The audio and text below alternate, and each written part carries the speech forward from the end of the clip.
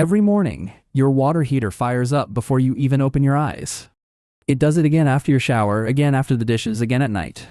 By the end of the year, it has burned through roughly 18% of your entire home energy bill, the third largest residential energy cost in America, behind only heating and cooling. A woman named Nadia moved into her apartment in Tucson 2 years ago and was paying $74 a month just in water heating costs. She hasn't paid for hot water since.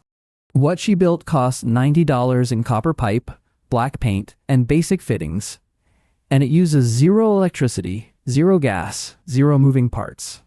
What you're about to learn is the physics behind why this works, the reason it was erased from American homes in the 1980s, and how countries with no other choice proved that this is all you actually need.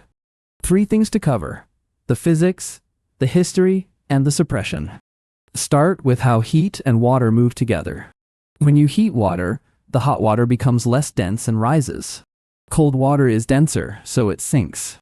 This movement, hot up, cold down, happens automatically without any pump, without any electricity, without any intervention from you. It's called thermosiphon convection, and it's been understood since the 1800s. A thermosiphon solar heater uses exactly this principle. A black copper pipe or coil sits on the roof, painted flat black to absorb maximum solar radiation. The storage tank sits higher than the collector, on the roof, or just inside the roof line. Sun hits the black copper, heats the water inside, hot water rises into the tank, cool water drops back down through the return line into the collector to get heated again. The loop runs continuously, all day, every day the sun shines, using nothing but sunlight and gravity. No pump. No thermostat. No electricity. No moving parts that can break. A well-built system heats water to 55 to 70 degrees Celsius on a clear day, hotter than most people's electric water heaters are even set to run. The copper and fittings cost between $80 and $150, depending on your pipe diameter and roof size. Installation is a weekend project. Nadia used leftover copper pipe from a plumbing job a neighbor had thrown out, painted it with matte black Rust-Oleum, and ran a single line up through her roof vent into a 40-gallon storage tank she got secondhand for $20. Total cost, $94. Month 1, her gas bill dropped by $71. Now here's the part that should make you genuinely angry. This technology is not new. It is not experimental. It is not complicated. In Israel, solar thermosiphon water heating has been mandatory for new homes since 1980. 80% of Israeli households get their hot water entirely from the sun. In Cyprus, the number is over 90%. Parts of Greece, Turkey, and Jordan run on the same systems. Simple copper, black paint, a tank on the roof. In America, it was on the White House roof. Jimmy Carter had 32 solar thermal panels installed in 1979 as part of a national energy independence push after the oil crisis. He said, and this is in the congressional record, that solar heating was ready to be a standard feature of American homes. Reagan took office in 1981. By 1986, every panel had been removed. The official reason was a roof repair.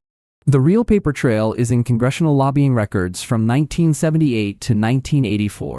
The American Gas Association spent millions lobbying against federal building codes that would have required solar water heating in new residential construction. They lobbied against the tax credits that made these systems affordable. They lobbied against the research funding that would have brought costs down further. This is not a conspiracy theory. It is in the public record. Federal solar thermal subsidies were cut in 1985. The building code proposals were killed in committee. And within a decade, an entire generation of American homeowners grew up thinking that hot water comes from a gas appliance in a closet, not from sunlight on a copper pipe on the roof. Nadia's grandmother in Lebanon had one of these systems. She told Nadia about it when Nadia moved to Tucson. Nadia thought it was a developing world solution for people who couldn't afford real appliances. Then she looked at her gas bill, looked at the Arizona sun, and built one in a Saturday afternoon. The thing that stops most Americans from doing this isn't physics. It's the assumption that something this simple couldn't possibly work, because if it worked, surely someone would have told them. Someone did.